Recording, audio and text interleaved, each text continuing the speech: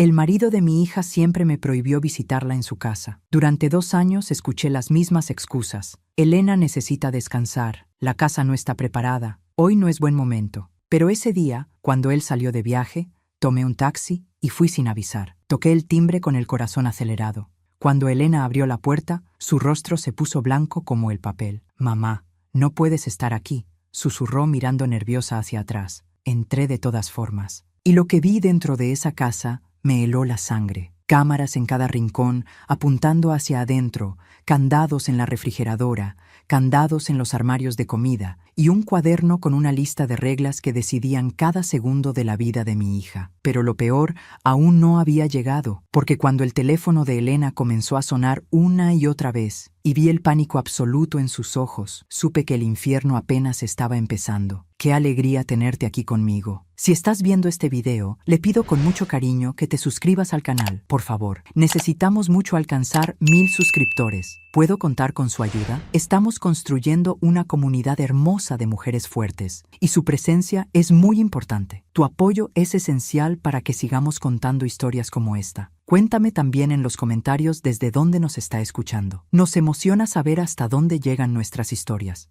Permíteme contarte desde el principio cómo una madre de 64 años descubrió que su única hija vivía en una prisión disfrazada de hogar. Me llamo Guadalupe, aunque todos me dicen Lupita. Soy viuda hace 5 años, cuando mi Tomás murió dejándome sola en esta casa modesta donde criamos a Elena. Fui costurera durante 40 años, trabajando desde casa para poder cuidar a mi hija, remendando ropa ajena mientras remendaba también nuestras vidas con el poco dinero que entraba. Nunca tuvimos mucho, pero siempre tuvimos amor y dignidad. Mi hija Elena es mi único tesoro en este mundo. Tiene 31 años, es profesora de primaria y está casada hace 6 años con Javier, un vendedor de 35 años que desde el primer día me pareció demasiado controlador. Pero una aprende a quedarse callada cuando ve a su hija enamorada, aunque el instinto maternal esté gritando que algo no está bien. Desde que eran novios, Javier era extremadamente protector. Demasiado, diría yo. Llamaba a Elena 10 veces al día para saber dónde estaba, con quién, a qué hora volvería. Al principio Elena decía que era lindo, que demostraba cuánto la amaba. Yo veía algo diferente. Veía a un hombre que necesitaba controlar cada movimiento de mi hija, pero me callé porque ¿qué sabía yo del amor moderno? Los primeros 4 años de matrimonio todavía podía visitar a Elena en su casa. No era frecuente, pero al menos podía entrar, ver cómo vivía mi hija, asegurarme de que estaba bien. Pero hace 2 años todo cambió. De repente, cada vez que yo proponía visitarlos, Javier tenía una excusa perfecta. Elena está muy cansada del trabajo, necesita descansar, me decía con esa voz amable pero firme que no dejaba espacio para réplicas. La casa no está preparada para visitas, estamos remodelando. Elena tiene mucho trabajo que hacer, no queremos distraerla. Hoy no es buen día, tal vez la próxima semana. Pero la próxima semana nunca llegaba. Durante 2 años completos no pude poner un pie dentro de la casa de mi hija. 2 años viendo a Elena solo cuando ella venía a visitarme, siempre acompañada por Javier, siempre apurada, siempre tensa. Las visitas seguían un patrón que me destrozaba el corazón. Elena llegaba cada 15 días, pero nunca sola. Javier siempre estaba con ella, sentado en mi sala, escuchando cada palabra de nuestra conversación, interrumpiendo cuando yo preguntaba algo que él consideraba inapropiado. Si yo preguntaba cómo estaba la casa, Javier cambiaba el tema inmediatamente. Si yo preguntaba por la vida de Elena, por su trabajo, por sus amigas, era Javier quien respondía por ella. Mi hija apenas hablaba, solo asentía, sonreía forzadamente, miraba el reloj cada 5 minutos como si estuviera en una cita programada que no podía extenderse ni un segundo más. Y cada vez que la veía, Elena estaba más diferente. La alegría había desaparecido de sus ojos. La luz que siempre tuvo mi hija, esa chispa que la hacía reír con facilidad y hablar sin parar sobre sus alumnos y sus planes, se había apagado completamente. Ahora era una mujer callada, nerviosa, que sobresaltaba cuando sonaba su teléfono y se disculpaba constantemente por cosas que no requerían disculpa. Había perdido peso también. Sus ropas le quedaban holgadas, como si se estuviera encogiendo dentro de ellas. Y siempre usaba mangas largas, incluso en pleno verano cuando el calor de la ciudad era insoportable. Una vez le pregunté si no tenía calor, y Elena me miró con esos ojos asustados y dijo que no, que ella siempre tenía frío últimamente. Mentira. Yo conocía a mi hija y sabía cuándo mentía. Además estaba la maquillaje. Elena nunca había sido vanidosa. Siempre prefirió el look natural, apenas un poco de labial y ya. Pero ahora llegaba con capas y capas de base, corrector, polvo. Su rostro parecía una máscara perfectamente pintada que ocultaba algo debajo. ¿Qué estaba ocultando mi hija bajo toda esa pintura? Los signos eran cada vez más preocupantes y yo me sentía impotente, viendo a mi única hija desmoronarse frente a mis ojos sin poder hacer nada. Elena había desarrollado este tic nervioso de revisar constantemente la hora. Cada 2 minutos miraba su reloj, luego miraba a Javier, luego volvía a mirar su reloj. «Tenemos que irnos ya», decía siempre después de 45 minutos exactos de visita. Ni un minuto más, como si tuviera un temporizador interno que le avisaba cuando se acababa su tiempo de libertad. «Javier me espera». Era su frase más común, incluso cuando Javier estaba sentado justo al lado de ella. Hubo incidentes que me quitaron el sueño. Una tarde Elena llegó cojeando ligeramente. Cuando le pregunté qué le pasó, ella se apresuró a decir que se había torcido el pie bajando las escaleras.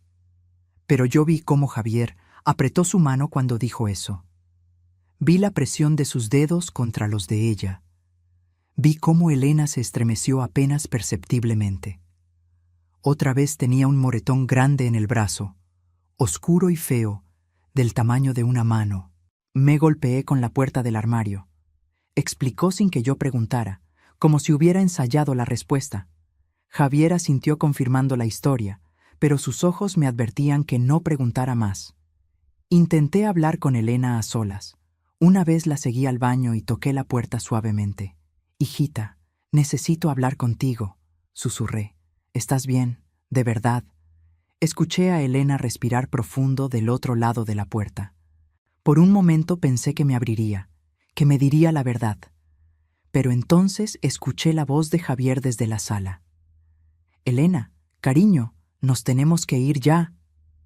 Y cuando mi hija salió del baño, su cara estaba más pálida que antes y sus ojos rogaban que no insistiera. Comencé a tener pesadillas. Soñaba que Elena me llamaba pidiendo ayuda, pero yo no podía encontrarla. Corría por pasillos infinitos buscando su voz, pero nunca llegaba a ella. Me despertaba sudando, con el corazón acelerado, sintiendo que estaba fallándole a mi hija, pero sin saber cómo ayudarla, cuando ella misma parecía decidida a mantenerme alejada de la verdad. Le conté mis preocupaciones a mi comadre Rosario, mi amiga de toda la vida. Lupita me dijo tomando mi mano: «Si tu instinto de madre te dice que algo está mal, algo está mal. Las madres sabemos, lo sentimos aquí». Se tocó el pecho. «¿Pero qué puedo hacer?», le dije desesperada. «Javier no me deja verla sola. Elena no me dice nada. Me siento tan impotente». Rosario me miró con esos ojos sabios que había ganado criando 6 hijos. «A veces tenemos que desobedecer para salvar a los que amamos». Esas palabras se quedaron conmigo. Desobedecer, ¿pero cómo? Y entonces llegó la oportunidad que había estado esperando sin saberlo. Fue un martes por la tarde cuando Javier llamó. Su voz sonaba irritada, apresurada. «Señora Guadalupe, solo llamaba para avisarle que voy a viajar 4 días por trabajo. Salgo mañana temprano. Elena no puede acompañarme porque tiene clases». Me quedé callada, procesando la información. 4 días. 4 días en los que Javier no estaría vigilando a Elena. 4 días en los que tal vez, solo tal vez, podría hablar con mi hija a solas y descubrir qué demonios estaba pasando en esa casa. «Entiendo», le dije tratando de sonar casual. y cuídese mucho en el viaje. Colgué el teléfono y mi corazón comenzó a latir más rápido. Era ahora o nunca. Durante 2 años había respetado esa prohibición absurda de no visitar a mi hija en su propia casa. Durante 2 años había sido la suegra obediente, la madre que no hace preguntas incómodas, la vieja que se queda callada mientras su instinto grita que algo terrible está pasando. Pero se acabó. Esa noche no dormí. Planifiqué cada detalle de mi visita sorpresa. No le avisaría a Elena que iría, porque si lo hacía, estaba segura de que encontraría una excusa para impedirlo o peor, le diría a Javier y él encontraría la manera de regresar o de evitar que yo entrara. No, tenía que ser sorpresa. Tenía que agarrarlos desprevenidos para ver la verdad. Preparé una bolsa con comida que le gustaba a Elena desde niña. Tamales de pollo, su favorito. Pan dulce de la panadería de la esquina. Un ramo de flores amarillas que siempre le alegraban el día. Pequeños regalos de una madre que extrañaba poder cuidar a su hija. Al día siguiente me levanté temprano, aunque apenas había dormido 2 horas. Me vestí con cuidado, eligiendo mi blusa azul que Elena me había regalado, como si el usar algo de ella me diera valor. Desayuné sin apetito, solo café negro y pan tostado. Mi estómago estaba hecho un nudo de nervios y anticipación. A las 10 de la mañana salí de mi casa. Tomé un taxi, un gasto que normalmente nunca haría porque el transporte público es mucho más barato. Pero ese día no era un día normal. Le di al taxista la dirección de Elena y durante todo el trayecto mis manos temblaban agarrando la bolsa de comida. ¿Qué iba a encontrar? Estaría exagerando. Tal vez Elena estaba bien y yo era solo una madre paranoica que veía problemas donde no los había. Pero entonces recordaba sus ojos asustados, sus mangas largas en verano, su manera de sobresaltarse, y sabía que no estaba exagerando, que algo muy malo estaba pasando. La casa de Elena quedaba en un barrio de clase media, nada lujoso pero decente. Era una casa bonita por fuera, de 2 pisos, pintada de color beige, con ventanas blancas. Desde afuera se veía normal, perfecta incluso. Nadie diría que algo malo podría estar pasando detrás de esas paredes. Pagué al taxista y me quedé parada frente a la casa por un momento, respirando profundo, reuniendo valor. Luego caminé hasta la puerta y toqué el timbre. Esperé. Silencio. Toqué de nuevo. Más silencio. Por un momento horrible pensé que Elena no estaba, que había ido a trabajar y mi plan había fracasado. Pero entonces escuché pasos lentos acercándose a la puerta, como si quien caminaba tuviera miedo de llegar. La puerta se abrió apenas una rendija y apareció el rostro de Elena. Cuando me vio, todo el color desapareció de su cara. Sus ojos se abrieron enormes, no con alegría, sino con terror absoluto. «Mamá», susurró y su voz temblaba. «¿Qué haces aquí? No me avisaste que vendrías». «Vine a visitarte, Cujita», le dije tratando de sonar alegre, aunque mi corazón se estaba rompiendo al ver su reacción. «Javier no está. Pensé que podríamos pasar tiempo juntas, solo nosotras 2». Elena miró hacia atrás, hacia el interior oscuro de la casa. Luego me miró de nuevo. «Mamá, no es buen momento», dijo con voz temblorosa. «Por favor, deberías irte». Pero yo no había venido hasta aquí para darme vuelta. «Elena, soy tu madre. Déjame entrar». Mi hija vaciló, su mano aferrando el borde de la puerta hasta que sus nudillos se pusieron blancos. Podía ver el conflicto en sus ojos, el miedo peleando contra el deseo de dejarme pasar. Finalmente, después de lo que pareció una eternidad, abrió la puerta lentamente. Entré y ella cerró rápidamente detrás de mí, como si temiera que alguien nos viera. Lo primero que noté fue la oscuridad. Todas las cortinas estaban cerradas, aunque era mediodía y el sol brillaba afuera. La casa estaba sumida en una penumbra opresiva que me hizo sentir como si hubiera entrado a una cueva en lugar de un hogar. Lo segundo fue el olor. Había algo rancio en el aire, una mezcla de humedad y encierro, como si las ventanas nunca se abrieran, como si el aire fresco fuera un lujo prohibido. «Perdona el desorden», murmuró Elena, pero no había desorden. La casa estaba extrañamente ordenada, casi vacía de personalidad. No había fotos en las paredes, no había revistas en la mesa, no había nada que indicara que aquí vivía gente real con vidas reales. Era como un escenario, no un hogar. Y entonces vi las cámaras. Había una en la esquina de la sala, apuntando hacia el sofá, otra en el pasillo, otra en el comedor. Pequeñas cámaras negras con una lucecita roja parpadeante que indicaba que estaban encendidas, grabando, vigilando. «Elena», dije señalando las cámaras, mi voz saliendo más aguda de lo que pretendía. «¿Por qué tienen tantas cámaras de seguridad? ¿Y por qué están apuntando hacia adentro de la casa en lugar de hacia afuera?» Mi hija no me miró a los ojos. «Javier dice que es por seguridad», murmuró. «Le gusta saber que todo está bien cuando no está en casa». Caminé hacia la cocina y lo que vi allí me quitó el aliento. La refrigeradora tenía un candado grande de metal asegurando las puertas. Los armarios también tenían candados. Todos los lugares donde se guardaba comida estaban bajo llave. «Elena».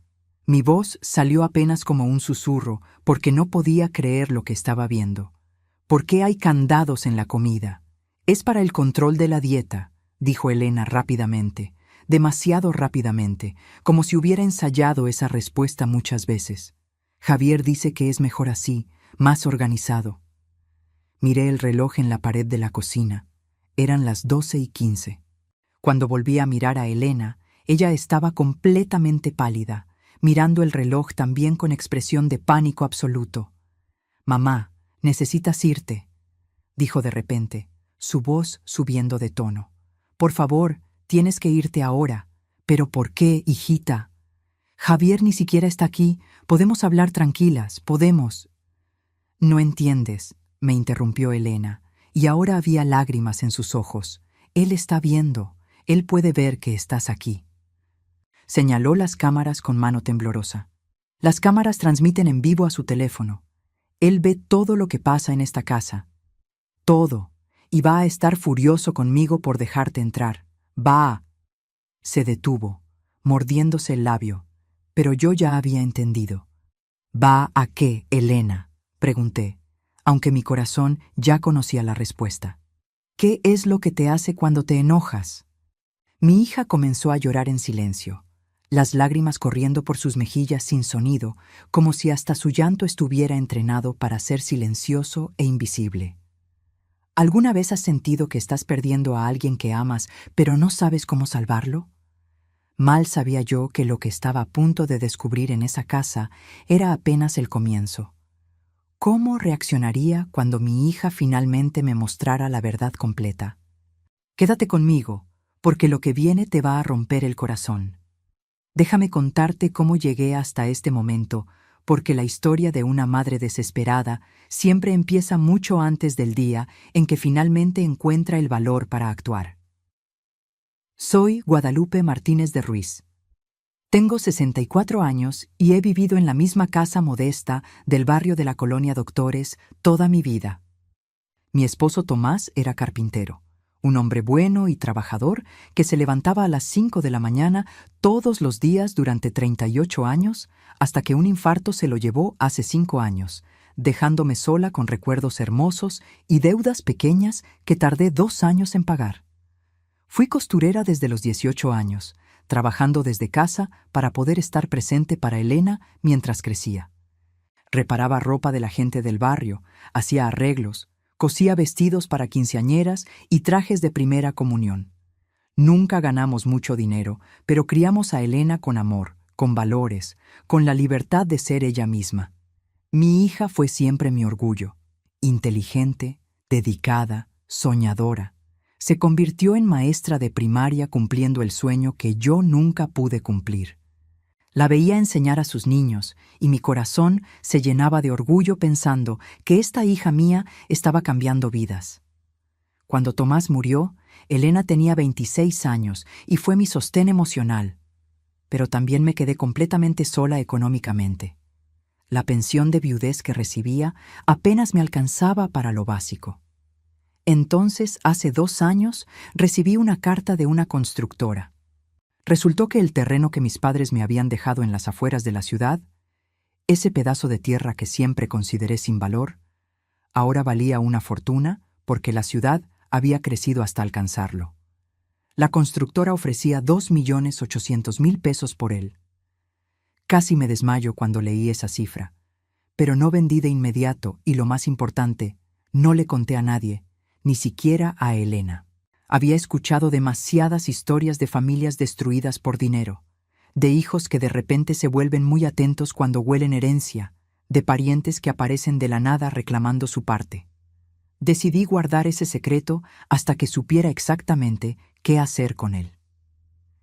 Elena conoció a Javier hace 7 años, cuando ella apenas comenzaba como maestra. Él trabajaba como vendedor de equipos de oficina, visitaba escuelas vendiendo computadoras y suministros. Era guapo, bien vestido, seguro de sí mismo. Me lo presentó después de 3 meses de noviazgo y recuerdo que pensé que parecía mayor de lo que era, no en edad, sino en actitud. Había algo en sus ojos que me incomodaba, una intensidad que confundí con pasión, pero que ahora reconozco como algo mucho más oscuro. Al principio parecía perfecto. Le traía flores a Elena todos los viernes. La llamaba varias veces al día solo para saber cómo estaba. Insistía en acompañarla a todos lados porque le preocupaba su seguridad.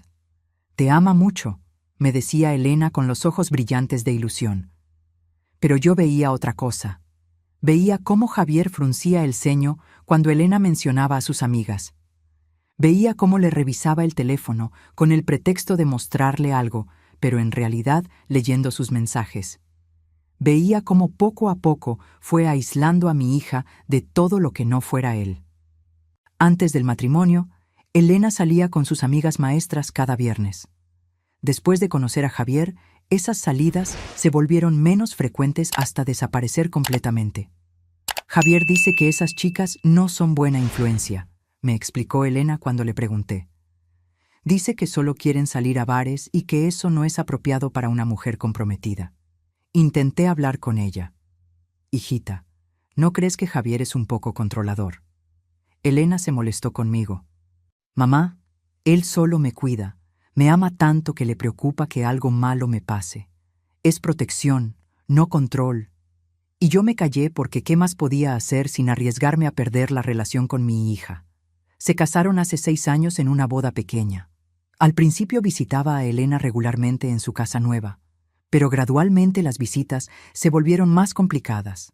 Javier siempre estaba presente, siempre vigilante. Nunca pude tener una conversación privada con mi hija. Y hace 2 años, las visitas a su casa cesaron completamente.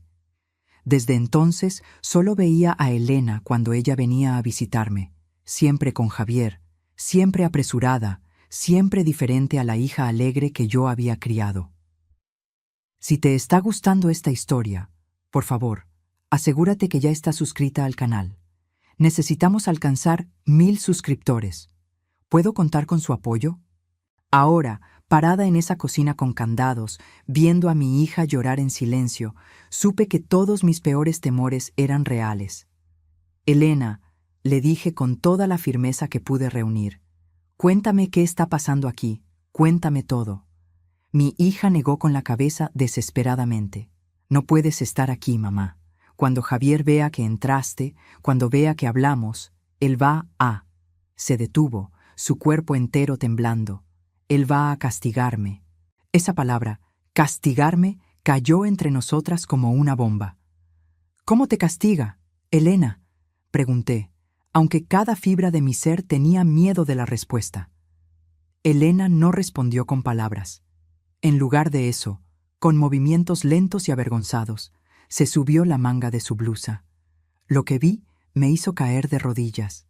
Su brazo estaba cubierto de moretones de diferentes colores. Algunos eran púrpura oscuro, recientes. Otros eran amarillentos y verdes, sanando.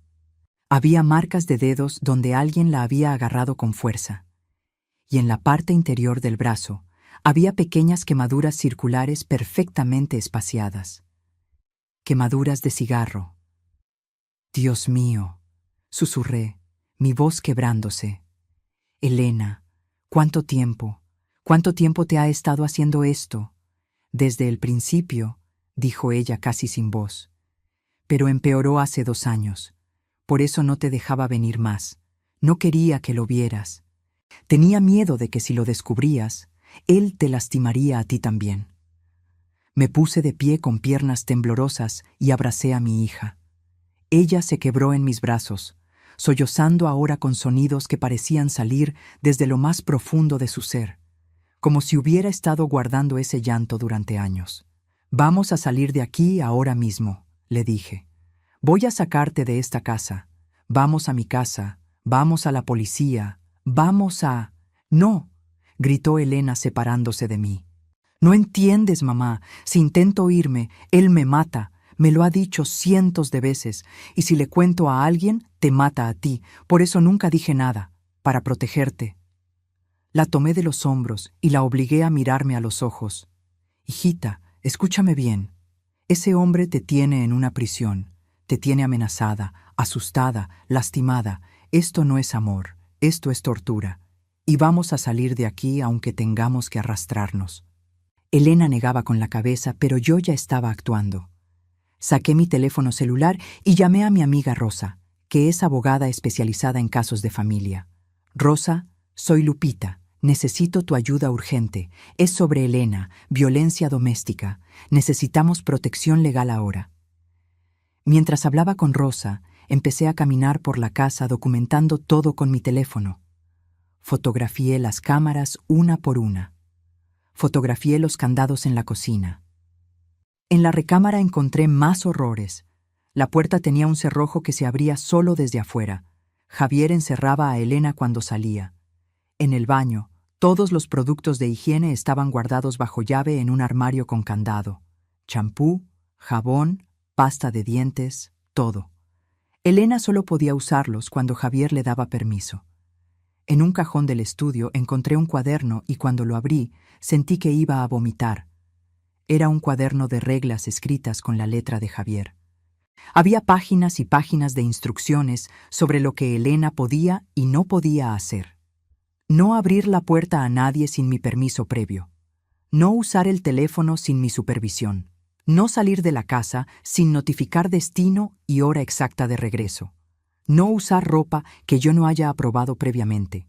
No comer sin mi permiso. No dormir sin mi permiso. No hablar con hombres que no sean yo o familiares directos aprobados. Y al final de cada regla había una nota sobre el castigo si se rompía. Los castigos variaban desde privación de comida hasta lo que eufemísticamente llamaba corrección física. Fotografié cada página de ese cuaderno maldito con manos temblorosas de rabia. Elena, la llamé desde el estudio. Ven acá. Cuando ella llegó y vio el cuaderno en mis manos, se puso aún más pálida. Eso es privado, mamá. No deberías. Privado, repetí incrédula. Elena, esto es evidencia de abuso. Esto es una lista de cómo tu esposo te controla como si fueras su propiedad, no su pareja.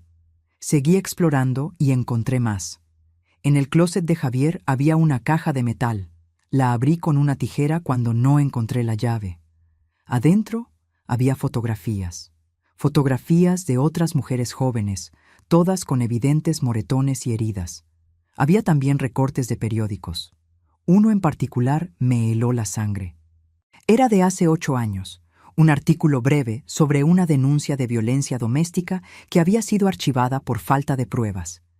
El acusado era Javier Morales Sánchez, mi yerno. Elena no sabía nada de esto. Cuando le mostré las fotos y el artículo, ella se llevó las manos a la boca. Él me dijo que yo era su primer amor serio, susurró. Me dijo que nunca había tenido una relación importante antes de mí. Mintió. Todo fue mentira desde el principio, Inpeim. Por eso tenemos que irnos ahora, le dije guardando las fotos y el artículo. Este hombre es peligroso, Selena, y si nos quedamos aquí esperando a que regrese, no sé qué nos hará. Estaba empacando ropa de Elena en una mochila cuando su teléfono comenzó a sonar. El nombre en la pantalla decía «Mi amor con un corazón». Era Javier. Elena se quedó paralizada mirando el teléfono como si fuera una serpiente venenosa.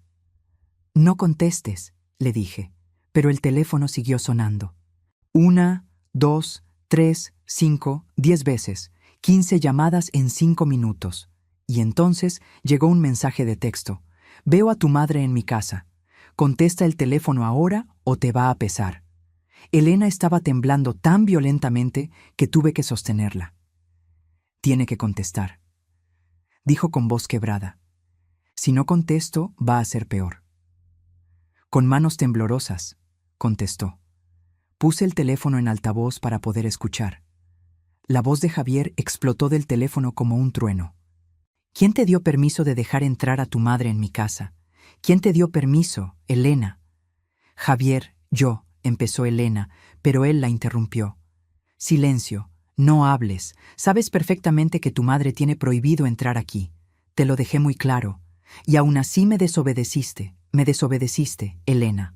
Javier, por favor, ella es mi mamá, solo vino a... Voy para allá ahora mismo. Cancelé mi viaje. Estoy subiendo al coche en este momento. En 3 horas estoy en casa. Y cuando llegue, tú y tu madre van a aprender lo que pasa cuando me desobedecen.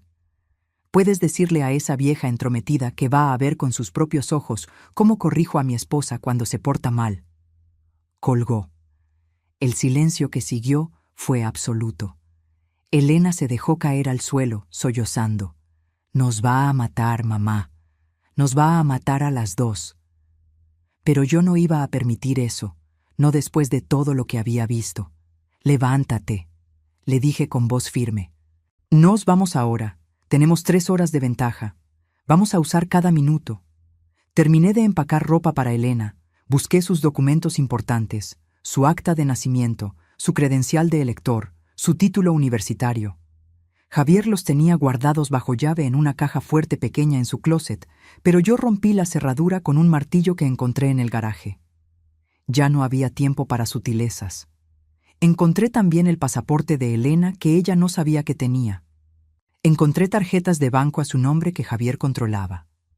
Encontré un teléfono celular viejo que Javier le había quitado cuando se casaron. Lo guardé todo. Mientras empacaba, Rosa me llamó de vuelta. «Lupita, necesito que traigas a Elena a mi oficina inmediatamente.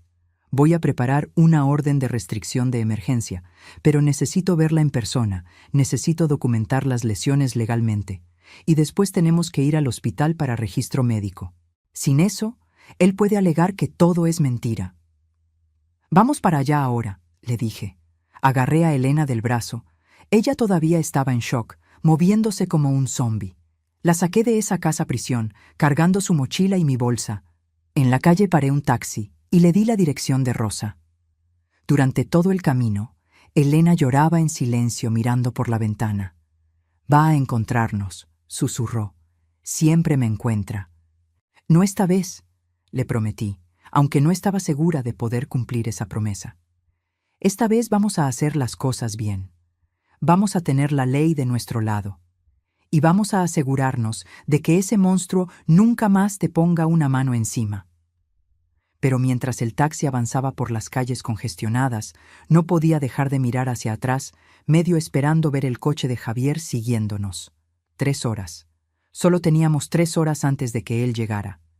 Y yo rezaba a todos los santos del cielo que fuera suficiente tiempo para salvar a mi hija. ¿Has tenido que tomar una decisión imposible para proteger a alguien que amas? Pero el tiempo se nos acababa rápido. Lograríamos escapar o Javier nos alcanzaría antes. No te vayas, porque lo que sucede después va a dejarte sin palabras. La oficina de Rosa quedaba en el centro, en un edificio viejo pero digno donde ella había ejercido como abogada de familia durante 20 años. Llegamos 45 minutos después de que Javier nos llamara. Nos quedaban poco más de 2 horas antes de que él llegara a su casa y descubriera que habíamos huido. Rosa nos recibió en la puerta de su oficina con expresión grave. Era una mujer de 58 años, bajita y robusta, con cabello gris corto y ojos que habían visto demasiadas tragedias similares. «Pasen rápido», nos dijo cerrando la puerta detrás de nosotras. Sentó a Elena en un sillón y se arrodilló frente a ella. «Elena, mírame», le dijo con voz suave pero firme. «Sé que tienes miedo. Sé que sientes que no hay salida. Pero te prometo que vamos a protegerte. Necesito que confíes en mí. ¿Puedes hacer eso?» Elena asintió débilmente. Rosa sacó su teléfono y comenzó a tomar fotografías de los brazos de Elena, documentando cada moretón, cada quemadura. Le pidió que se levantara la blusa para fotografiar su espalda. Cuando Elena lo hizo, yo tuve que voltear el rostro porque no podía soportar ver más marcas de cigarro en la piel de mi niña. «¿Cuánto tiempo llevas sufriendo esto?», preguntó Rosa mientras escribía notas. «6 años», susurró Elena. «Desde que nos casamos. Al principio solo eran gritos, humillaciones. Luego empezaron los golpes. Y hace 2 años instaló las cámaras y los candados. Ya no puedo hacer nada sin su permiso. No puedo comer cuando tengo hambre. No puedo dormir cuando estoy cansada. No puedo existir sin su autorización». Rosa terminó de documentar y sacó formularios legales. «Voy a presentar una orden de restricción de emergencia. Con las fotografías, con el cuaderno de reglas que Lupita fotografió y con tu testimonio, el juez la va a aprobar hoy mismo. Pero necesitamos más. Necesitamos ir al hospital para que un médico examine tus heridas y las documente oficialmente. Es crucial para el caso». «Pero no hay tiempo», dije mirando mi reloj. «Ya pasó 1 hora. Javier va a llegar en menos de 2 horas».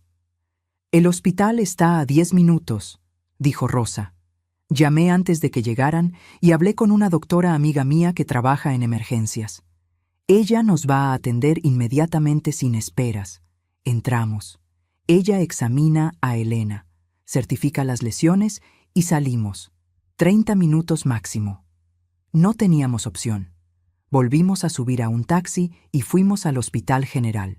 La doctora Victoria Salazar nos esperaba en una sala privada de emergencias. Era una mujer joven, de unos 35 años, con expresión compasiva que se endureció cuando vio el estado de Elena. «Dios santo», murmuró cuando Elena se quitó la blusa y mostró todo su torso cubierto de moretones en diferentes etapas de sanación. Algunos eran tan viejos que ya eran apenas sombras amarillentas en su piel. Otros eran tan frescos que todavía estaban hinchados y oscuros. La doctora Salazar examinó cada marca meticulosamente, midiendo, fotografiando con equipo médico profesional, tomando notas detalladas. Revisó las costillas de Elena con cuidado y su expresión se oscureció. «Tienes 2 costillas fisuradas», le dijo. «Son lesiones viejas, de hace meses, que nunca recibieron tratamiento adecuado. También tienes múltiples quemaduras de 2º grado en diferentes etapas de sanación, indicando abuso prolongado y repetitivo». Mientras la doctora trabajaba, yo me quedé sentada en una silla del rincón, mis manos apretadas en puños sobre mi regazo. Sentía una furia que nunca había experimentado en mi vida. ¿Cómo me había perdido esto? ¿Cómo no lo había visto antes? Mi hija había estado sufriendo durante 6 años y yo no había hecho nada. «No es tu culpa, mamá», dijo Elena como si pudiera leer mis pensamientos. Él era muy cuidadoso. Solo me golpeaba donde la ropa cubriera las marcas. Y cuando tenía que verte, me obligaba a usar maquillaje espeso para ocultar cualquier cosa visible en mi cara o cuello. Además, me amenazaba constantemente con hacerte daño si yo decía algo. Tenía tanto miedo de que te lastimara. La doctora Salazar terminó su examen y firmó un reporte médico completo. «Este documento es evidencia legal de abuso físico sostenido durante años», nos dijo entregándole copias a Rosa. «Con esto, cualquier juez va a tomar medidas inmediatas. Este nivel de violencia no deja espacio para dudas». Salimos del hospital 1 hora y media después de la llamada de Javier. Nos quedaba apenas media hora antes de que él llegara a su casa. Estábamos de regreso en la oficina de Rosa cuando llegó la confirmación por correo electrónico. La orden de restricción fue aprobada, anunció Rosa con satisfacción. Javier Morales Sánchez tiene prohibido acercarse a menos de 500 metros de Elena. Si lo hace, va a ser arrestado inmediatamente. También bloqueamos todas las cuentas bancarias conjuntas temporalmente para que no pueda retirar dinero que legalmente te pertenece a ti también, Elena. Elena se había hundido en el sofá de la oficina, exhausta física y emocionalmente. Yo me senté a su lado y tomé su mano. Lo logramos, hijita, le dije. Estás a salvo. Pero justo en ese momento, el teléfono de Elena comenzó a vibrar. No lo habíamos apagado porque Rosa dijo que era importante documentar cualquier comunicación que Javier intentara. La pantalla mostraba 37 llamadas perdidas de Javier en la última media hora. Y ahora los mensajes de texto comenzaron a llegar uno tras otro. ¿Dónde estás? Elena, contesta el maldito teléfono. Llegué a casa, no están aquí. Veo que empacaste ropa, crees que puedes huir de mí. Eres mía, Elena, eres mía. No importa dónde te escondas, te voy a encontrar. Y cuando te encuentre, vas a desear haber muerto. Los mensajes siguieron llegando, cada uno más amenazante que el anterior. Rosa los estaba copiando todos como evidencia adicional. Esto es perfecto, dijo con satisfacción oscura. Está documentando su propio comportamiento amenazante. Cada mensaje es otra razón para que el juez extienda la orden de restricción permanentemente. Entonces el teléfono sonó. Era Javier otra vez. Rosa asintió indicándonos que contestáramos en altavoz. Elena apretó mi mano y contestó con voz temblorosa. «Hola, ¿dónde demonios están?», rugió Javier. Su voz estaba llena de una rabia que daba miedo incluso a través del teléfono. «Elena, te ordeno que vuelvas a casa ahora mismo». «No voy a volver, Javier», dijo Elena, y aunque su voz temblaba, había algo nuevo en ella. Determinación. Lo que me hiciste durante 6 años se acabó. «Nunca más vas a tocarme». Hubo un silencio aterrador. Luego Javier habló con una voz peligrosamente calmada. «Esa vieja puso ideas en tu cabeza, ¿verdad? Tu madre, ella hizo esto. Te tenía perfectamente bien hasta que ella apareció».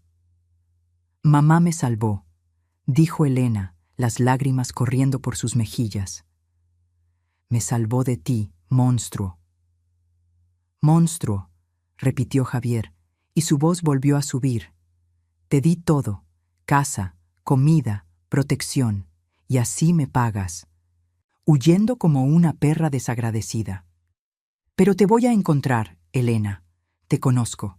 Sé dónde te escondes.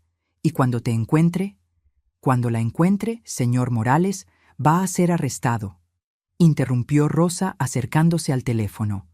«Soy la abogada de Elena. Hay una orden de restricción en su contra que fue aprobada hace 20 minutos.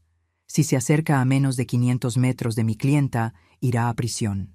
Todos sus mensajes amenazantes están siendo documentados como evidencia. Le sugiero que cuelgue este teléfono y contrate su propio abogado porque va a necesitarlo». Colgó el teléfono sin esperar respuesta y inmediatamente le quitó la batería. «Ya no pueden rastrearnos con esto», explicó.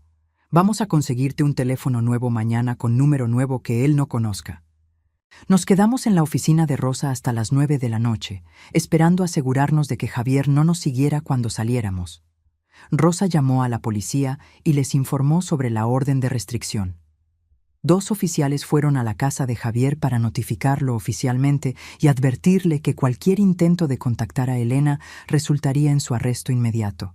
Finalmente, Rosa nos llevó a mi casa en su propio coche, tomando una ruta larga y llena de vueltas para asegurarse de que nadie nos seguía.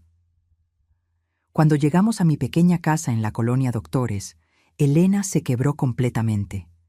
Se sentó en el sofá donde se había sentado tantas veces durante su vida y lloró como no había llorado en años. La abracé y la mecí como cuando era niña, cantándole las mismas canciones que le cantaba cuando tenía pesadillas. «Ya pasó, mi amor», le susurraba. «Ya pasó. Estás en casa. Estás a salvo».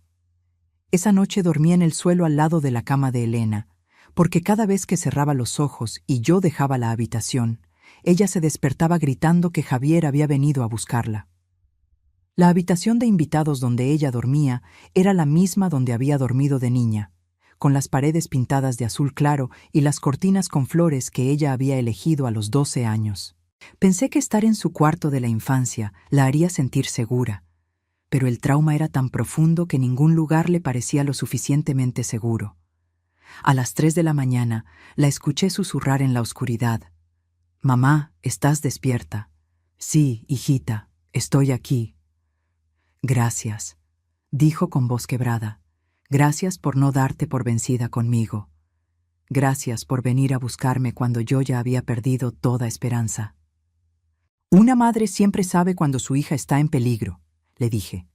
«Y una madre nunca se rinde. No dormimos mucho esa noche. Pero al menos estábamos juntas. Y al menos estábamos a salvo. Por ahora». Pensé que lo peor había pasado, pero no tenía idea de que Javier no iba a aceptar perderla tan fácilmente. ¿Qué haría un hombre que ve a su víctima como su propiedad cuando esa propiedad se escapa?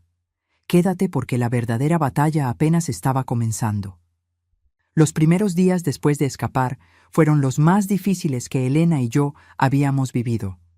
Mi hija no podía dormir más de 2 horas seguidas. Se despertaba gritando, convencida de que Javier estaba en la habitación. No podía comer sin pedirme permiso primero, un hábito tan profundamente arraigado después de años de control que no podía romperlo de la noche a la mañana. «¿Puedo comer esto, mamá?», me preguntaba mirando una manzana, y mi corazón se partía cada vez. «Puedes comer lo que quieras, cuando quieras, cuanto quieras», le respondía con lágrimas en los ojos. «Ya no necesitas permiso de nadie, mi amor. Eres libre». Pero la libertad, descubrimos, no era algo que se ganaba en un día. Era algo que había que aprender de nuevo después de que te la arrebatan.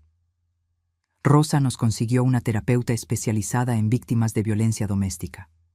La doctora Patricia Méndez recibió a Elena en su consultorio 3 veces por semana. Después de la tercera sesión, la doctora me llamó aparte.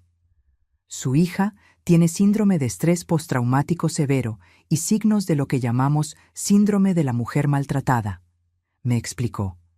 Durante años, Elena normalizó el abuso. Su cerebro creó mecanismos de supervivencia que incluían creer que Javier la lastimaba porque la amaba, que ella causaba su propia victimización. Va a tomar tiempo deshacer ese condicionamiento. «¿Y cuánto tiempo?», pregunté desesperada por saber cuándo vería a mi hija real de nuevo. «Meses, tal vez años», dijo la doctora con honestidad brutal. «Pero con terapia constante y con el apoyo que usted le está dando, Elena va a sanar. No será rápido, pero va a pasar». Mientras tanto, Javier no se quedó quieto. 2 días después de que Elena escapó, violó la orden de restricción por primera vez. Apareció en la escuela donde Elena trabajaba. Según me contaron después los maestros que presenciaron la escena, Javier entró directamente a la cafetería donde Elena estaba almorzando con colegas. «Elena», gritó desde la entrada, «necesitamos hablar. Esto es ridículo. Somos esposos. No puedes huir de tu matrimonio así». Elena se puso de pie aterrorizada. Sus colegas se colocaron entre ella y Javier. Uno de ellos, el maestro de deportes que era un hombre grande, le bloqueó el paso. «Señor, necesita irse. Hay una orden de restricción. La policía ya viene en camino». «Orden de restricción», escupió Javier, «contra mí. Yo que le di todo, yo que la mantuve, yo que la amé cuando nadie más la quería». La directora había llamado a la policía en el momento que vio a Javier entrar al edificio. Los oficiales llegaron en 8 minutos y arrestaron a Javier ahí mismo, frente a toda la escuela. Fue esposado y sacado mientras gritaba que esto era un malentendido, que solo quería hablar con su esposa, que él era la víctima aquí. Lo mantuvieron detenido durante 48 horas. Cuando salió, inmediatamente violó la orden de nuevo. Esta vez fue peor. Envió flores a mi casa. Un arreglo enorme de rosas rojas con una tarjeta que decía: «Te amo, mi Elena. Perdóname, vuelve a casa. He cambiado, lo prometo». Elena se puso histérica cuando vio las flores. Comenzó a hiperventilar. convencida de que si Javier sabía dónde vivíamos, significaba que estaba vigilándonos, que vendría en cualquier momento. Llamé a Rosa inmediatamente. Ella se contactó con la policía y esa misma tarde tenían a Javier de nuevo bajo custodia. Esta vez el juez fue menos indulgente. «Señor Morales», le dijo el juez durante la audiencia a la que Rosa insistió que asistiéramos como testigos, «esta es la segunda violación de una orden de restricción legal en menos de una semana. Está claro que no respeta las órdenes de esta corte. Voy a ordenar su detención preventiva por 15 días mientras se procesa la demanda de divorcio y las acusaciones de abuso doméstico de su esposa». Javier fue enviado a prisión preventiva. Por primera vez en 2 semanas, Elena pudo respirar. Esos 15 días fueron como un regalo del cielo. Sin la amenaza constante de que Javier apareciera, Elena empezó a relajarse un poco. Salimos a caminar por el parque, algo que ella no había hecho en años sin supervisión. Fuimos al mercado juntas y ella se maravilló de poder elegir qué comprar sin tener que justificar cada peso gastado. «¿Puedo comprar esto?», me preguntó sosteniendo un mango. «Elena», le dije tomando su cara entre mis manos, «puedes comprar todo el puesto de mango si quieres. Tu dinero es tuyo, tu vida es tuya». Pero esos 15 días pasaron demasiado rápido. Cuando Javier salió de la cárcel, Rosa nos avisó inmediatamente. «Tengan cuidado», nos advirtió. «La orden de restricción sigue en pie, pero él ya demostró que no le importa violarla. Si lo ven cerca, llamen a la policía inmediatamente». Javier se mantuvo alejado físicamente después de eso, probablemente porque no quería volver a prisión, pero encontró otras maneras de atormentar a Elena. Comenzó a aparecer en línea. Creó perfiles falsos en redes sociales para mandarle mensajes a Elena.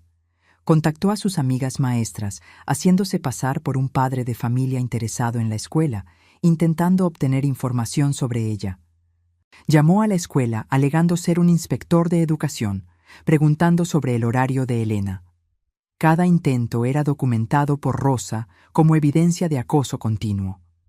Mientras todo esto pasaba, yo había tomado una decisión. Una noche, después de que Elena finalmente se durmió tras otra pesadilla, saqué los papeles del terreno que había heredado de mis padres, los documentos de la oferta de la constructora, 2.800.000 pesos. Durante 2 años había guardado este secreto, sin saber qué hacer con esa cantidad de dinero que parecía irreal para alguien que había vivido toda su vida con lo justo. Pero ahora sabía exactamente para qué era ese dinero. Era para salvar a mi hija. A la mañana siguiente llamé a la constructora y acepté su oferta. El proceso tomó 3 semanas.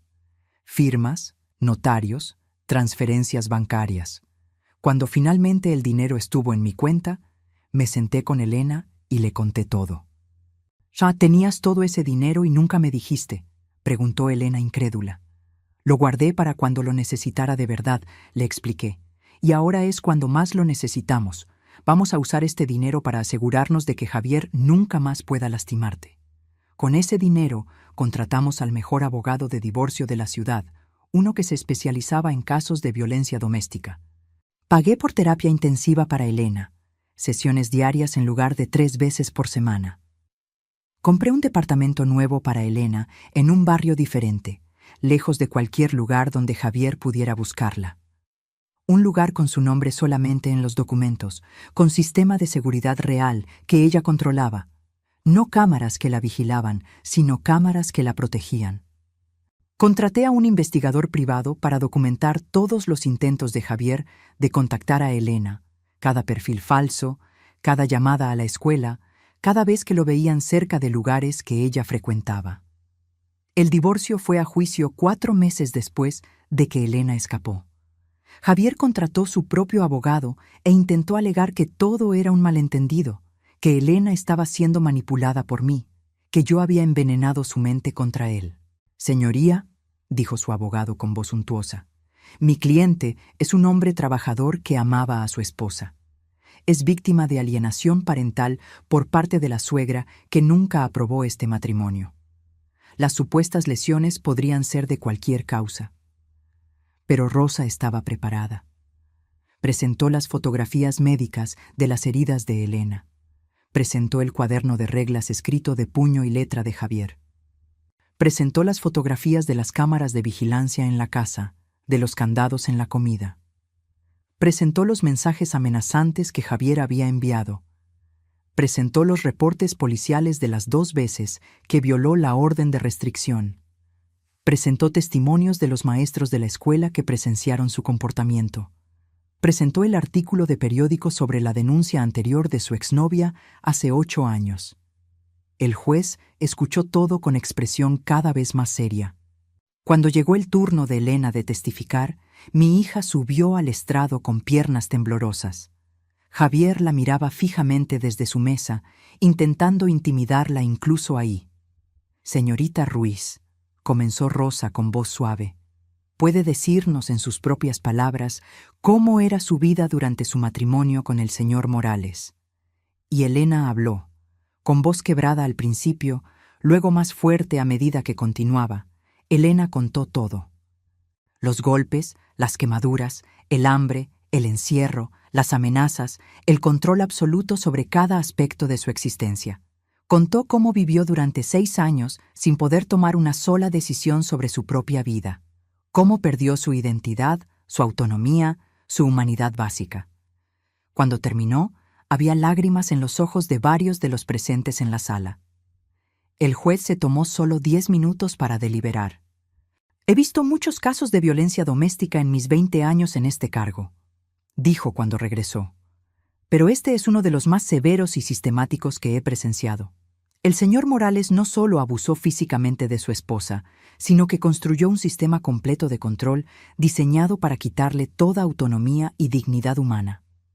Esto no es un matrimonio, esto es esclavitud. Concedió el divorcio inmediatamente. Más aún, presentó cargos criminales contra Javier por cárcere privado, lesiones graves, amenazas y violencia familiar agravada. Javier fue sentenciado a 2 años de prisión. La orden de restricción fue hecha permanente, vigente incluso después de que saliera de prisión. Elena lloró cuando se leyó la sentencia, pero eran lágrimas de alivio, no de tristeza. Cuando salimos del juzgado ese día, el sol brillaba de una manera que parecía apropiada. «Terminó», dijo Elena incrédula. «¿De verdad terminó?» «Sí, hijita», le dije abrazándola fuerte. «Terminó, y ahora empieza tu nueva vida», y así fue. ¿Alguna vez has tenido que ser más fuerte de lo que creías posible para proteger a alguien? Pero la verdadera pregunta era, ¿podría Elena realmente ser libre después de tanto tiempo en cautiverio? La respuesta va a inspirarte. 6 meses después de la sentencia, Elena estaba casi irreconocible, pero de la mejor manera posible. Se había mudado a su departamento nuevo, un lugar luminoso en el 3er piso de un edificio moderno con ventanas grandes que dejaban entrar el sol. Ya no había cortinas cerradas todo el día. Ya no había oscuridad opresiva. Las paredes estaban pintadas de colores alegres, amarillo en la sala, azul cielo en la recámara. Había plantas en cada rincón porque Elena había descubierto que cuidarlas la relajaba. Había fotografías en las paredes, de nosotras dos, de sus alumnos, de momentos felices que estaba creando de nuevo. La transformación no fue instantánea ni fácil. Los primeros meses en el departamento nuevo, Elena todavía se despertaba gritando 2 o 3 veces por semana. Todavía pedía permiso antes de hacer cosas básicas. Todavía se sobresaltaba cuando sonaba el timbre. Pero poco a poco, con terapia constante y con amor incondicional, mi hija comenzó a sanar. Lo primero que hizo fue cortarse el cabello. Javier siempre le había exigido que lo mantuviera largo hasta la cintura. Una tarde, Elena llegó a mi casa con el cabello corto hasta los hombros, rizado y libre.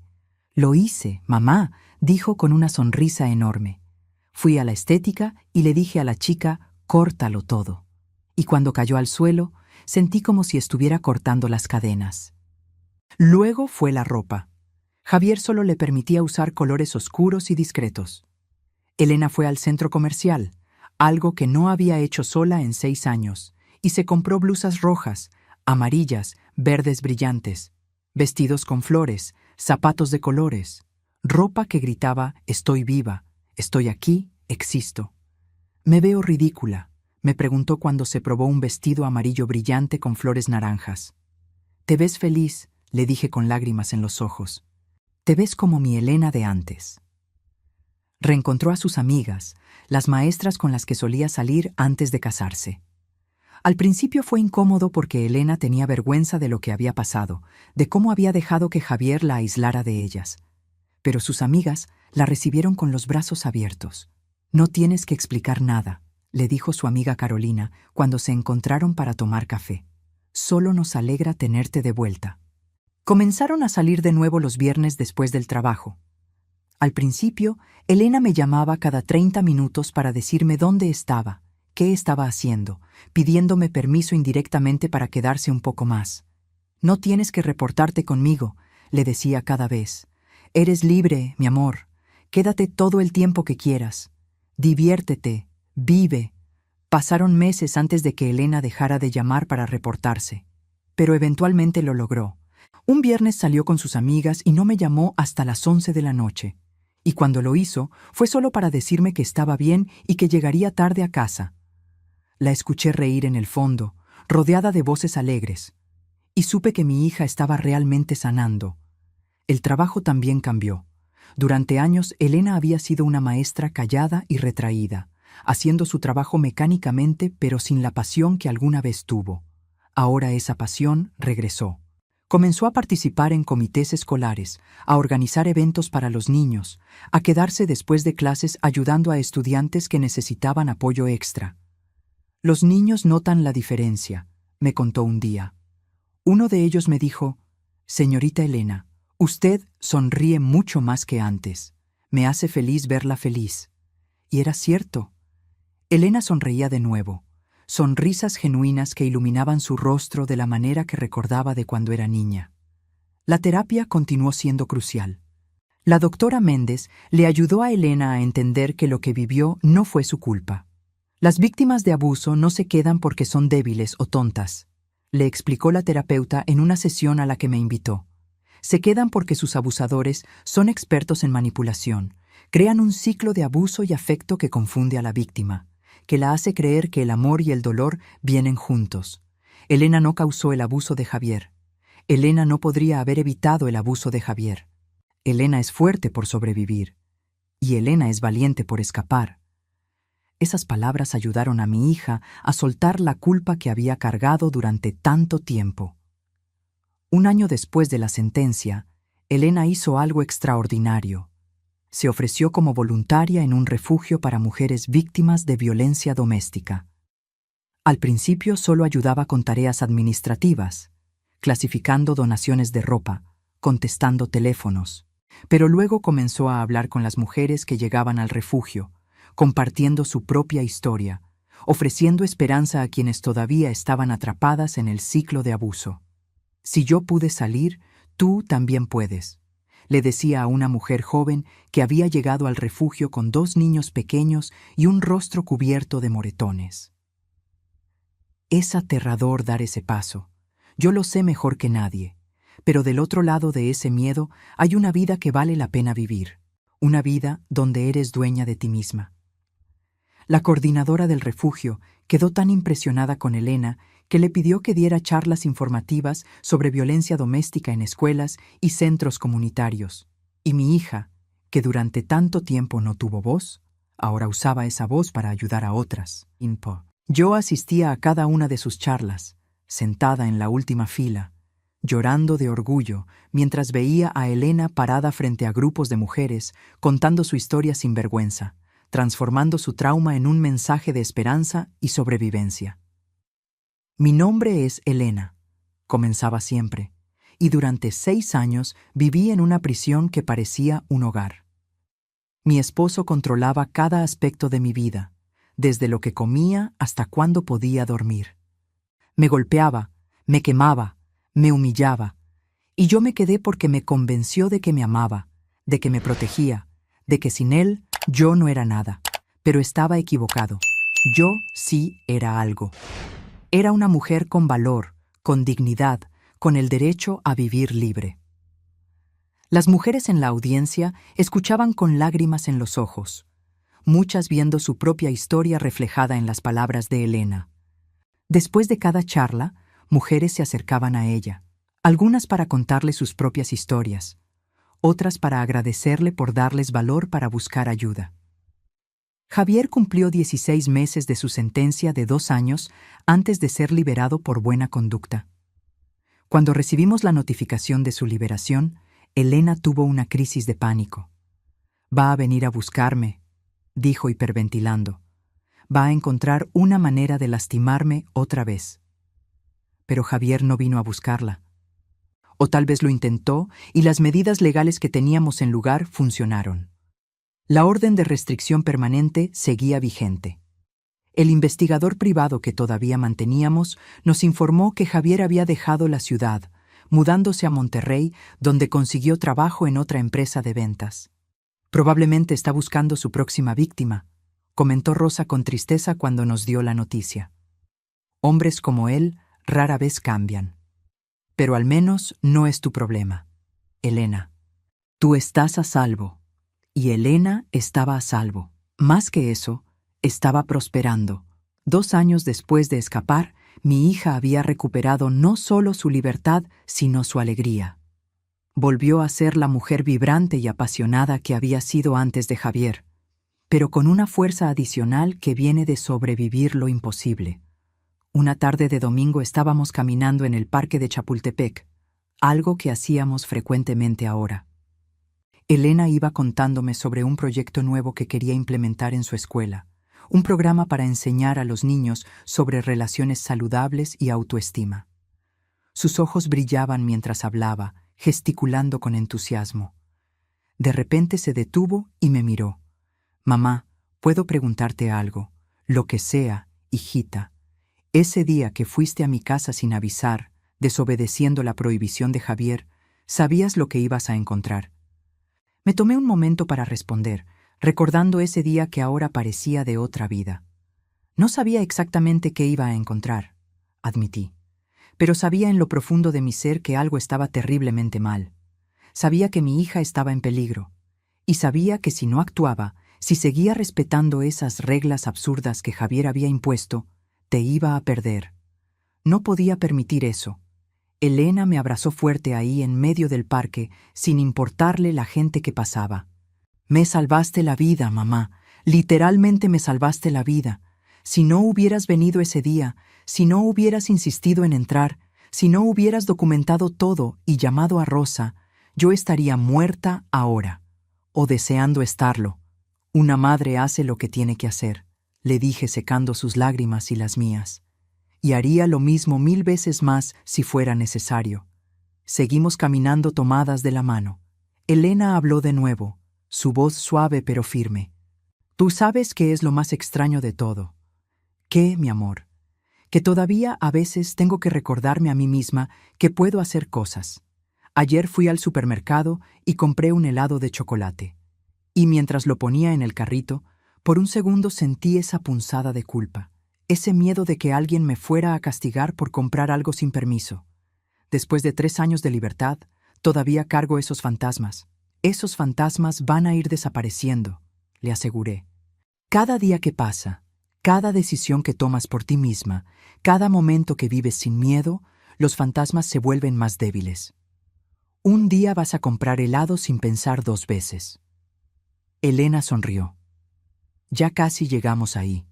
Cada día estoy más cerca de ser completamente libre, no solo físicamente, sino aquí». Se tocó el pecho, en mi corazón y en mi mente.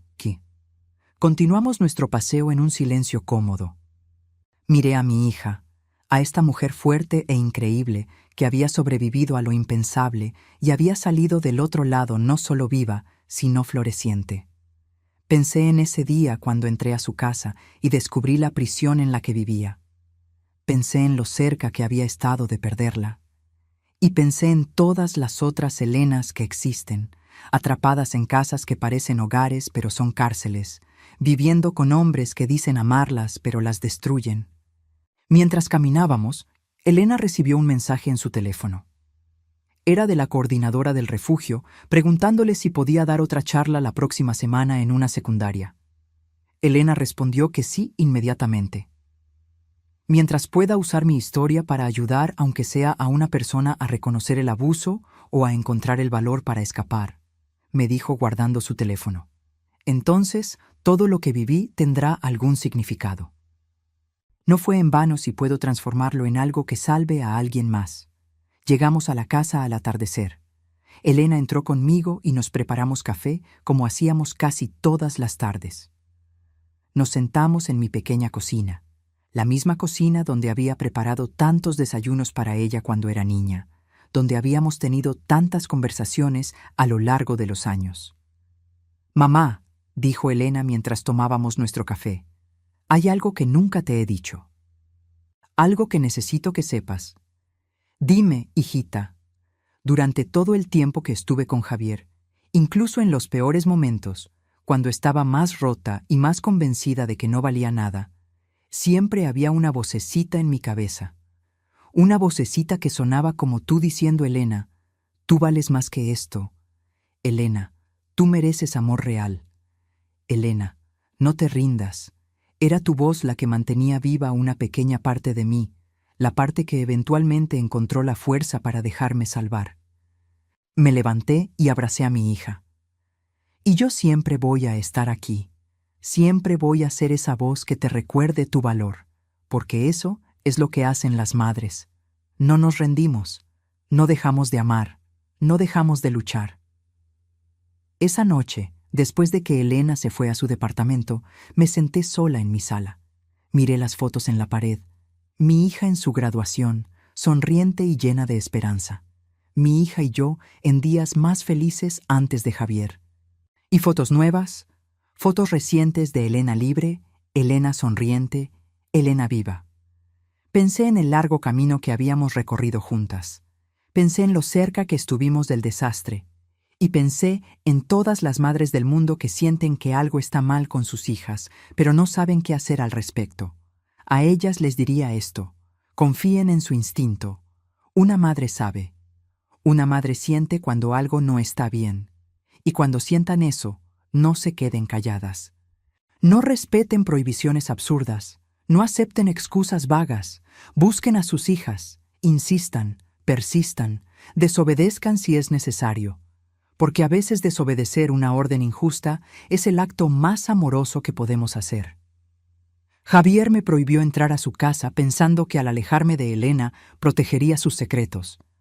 Pensó que podría controlar no solo a mi hija, sino también a mí. Pero se equivocó. Ese día, cuando toqué el timbre de esa casa sin avisar, cuando insistí en entrar a pesar del miedo en los ojos de Elena, cuando documenté cada horror que encontré, no estaba invadiendo. Estaba rescatando. No estaba siendo una suegra entrometida. Estaba siendo una madre que conoce a su hija lo suficientemente bien como para saber cuándo está en peligro. Y haría lo mismo 1000 veces más, 1.000.000 de veces más, porque eso es lo que significa ser madre. Significa no rendirse nunca. Significa escuchar esa vocecita en tu corazón que te dice que algo está mal. Significa tener el valor de actuar incluso cuando tienes miedo. Significa romper puertas si es necesario para llegar a tu hija. Aquella mañana, cuando me subí a ese taxi con mi bolsa de tamales y flores, sin saber exactamente qué encontraría, pero sabiendo que tenía que ir, tomé la decisión más importante de mi vida. Abrí aquella puerta prohibida.